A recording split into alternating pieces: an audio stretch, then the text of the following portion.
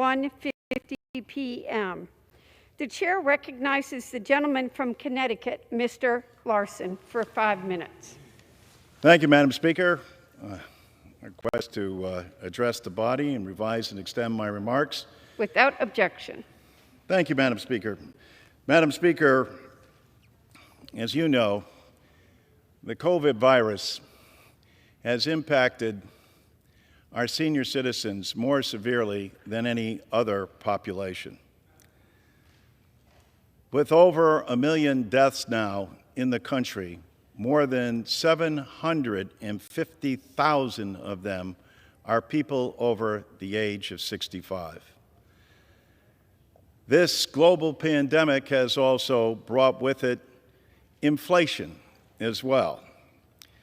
And people on fixed income are the people who are most hurt by inflation. Madam Speaker, those are our fellow senior citizens who are struggling now in this pandemic. Martin Luther King used to say, it's important always to recognize the fierce urgency of now, and the fierce urgency for the 65 million Americans on Social Security is that we do something now.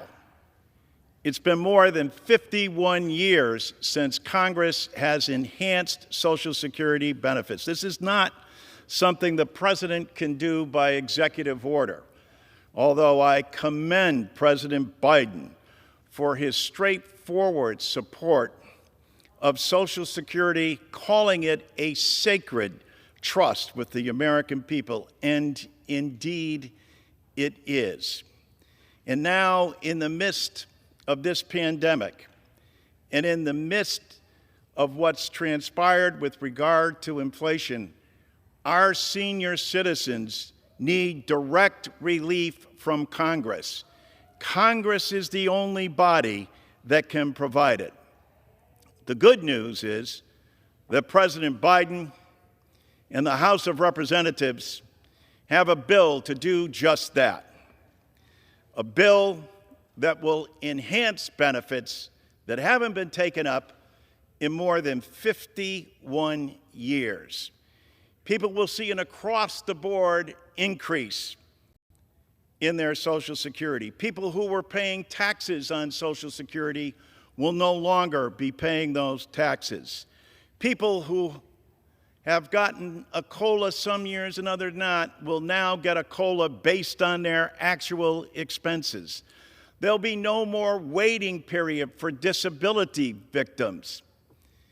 There will also be the repeal of WEP and GPO, as the President of the United States has called for, making sure that firefighters and policemen and teachers all across this country will now be able, as will their spouses, receive the benefits that they richly deserve. These are consequential times that we live in, Madam Speaker, and the spotlight is upon us as we approach the summer recess. There are plans as to how to deal with Social Security, and they're pretty straightforward. The Republicans have put forward 3 plans.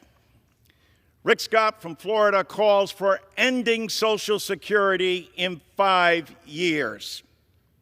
The Republican study group has more than 20 specific cuts and a 21% across-the-board cut to Social Security by raising the age of Social Security recipients. For every year you raise the age, it is a 7% cut.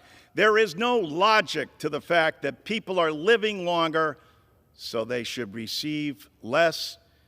Madam Speaker, you know that in 1971, the last time Congress expanded Social Security benefits, Richard Nixon was President of the United States. A gallon of milk cost 72 cents. There has not been an improvement, an enhancement to Social Security since 1972. It took 71. It's our responsibility as a Congress to do so. The Republicans have a plan, and God bless his soul, Sam Johnson, who I admired, a Vietnam War hero, a person who had incredible integrity, put forward a plan. His plan called for cuts in order to make Social Security solvent. The Democratic plan says, no, it's time to enhance Social Security.